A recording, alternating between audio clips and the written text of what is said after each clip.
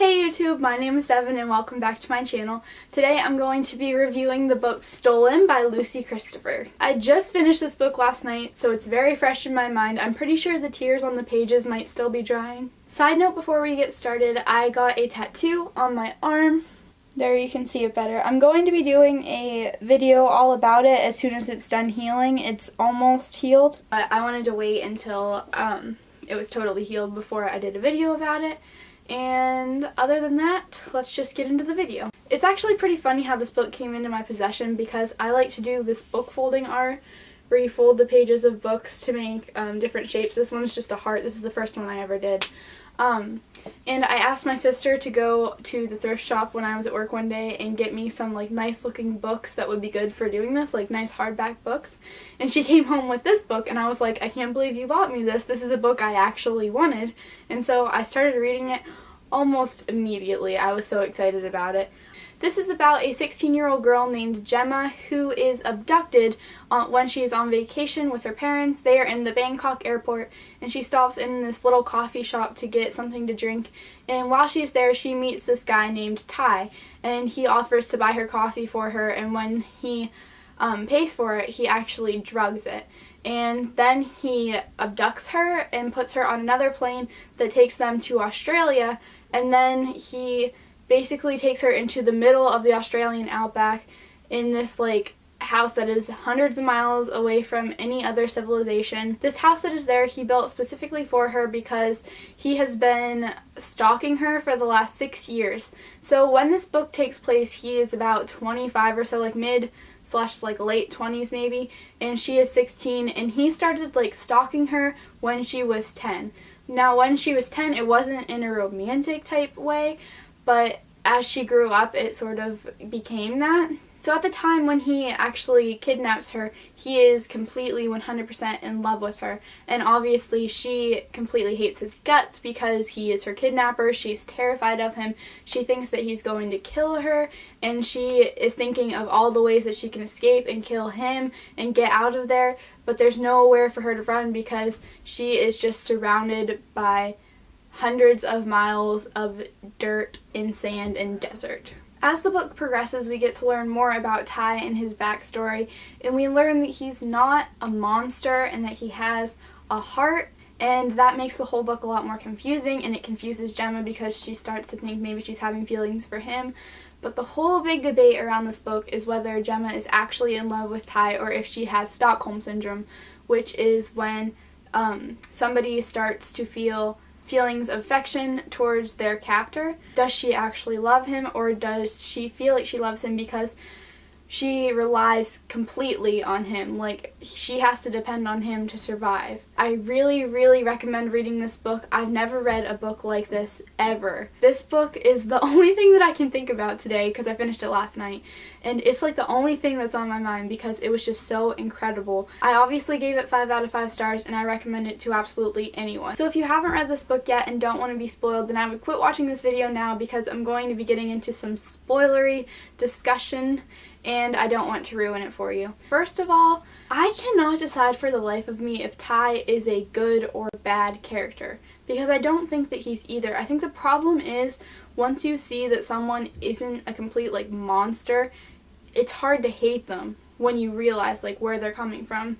There's actually a quote that from the book that Gemma said. Gemma said, "It's hard to hate someone once you understand them."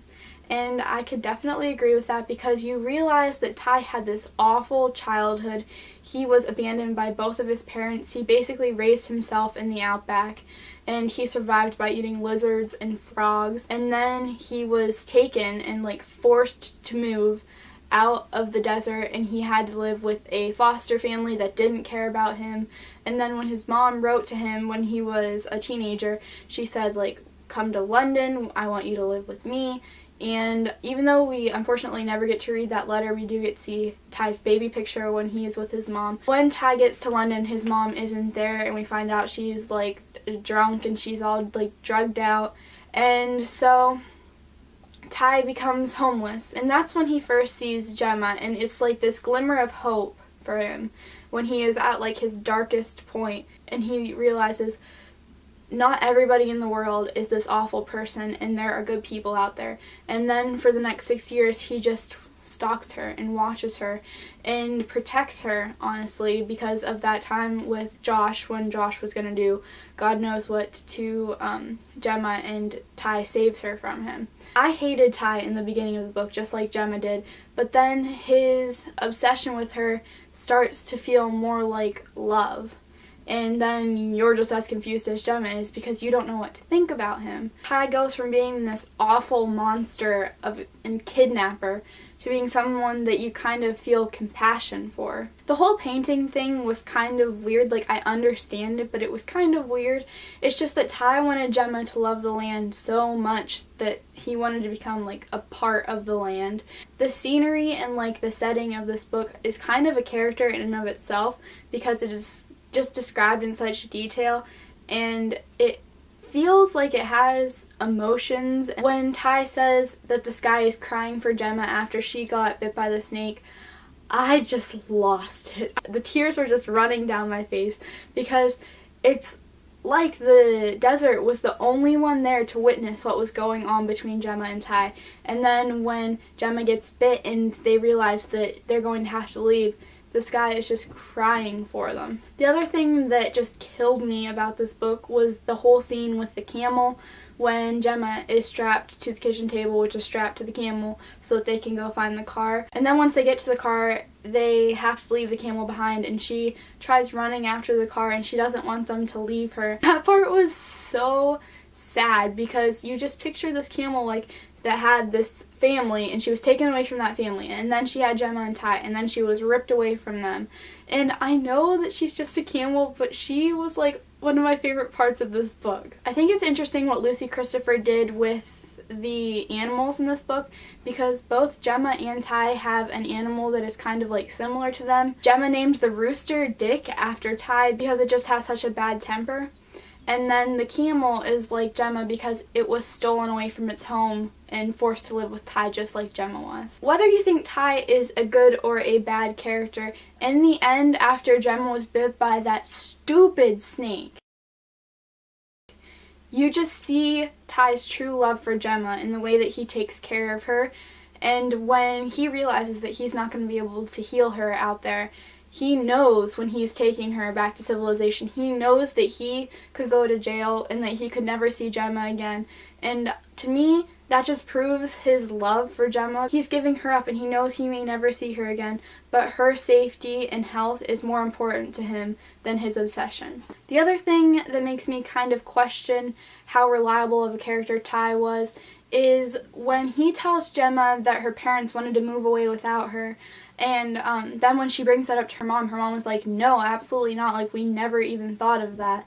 So then you kind of wonder, like, was Ty lying about that? And if he was, what else was he lying about? Did he just feed Gemma all these lies about her life and make her think that her life back home was so awful so that she would feel better about living with him?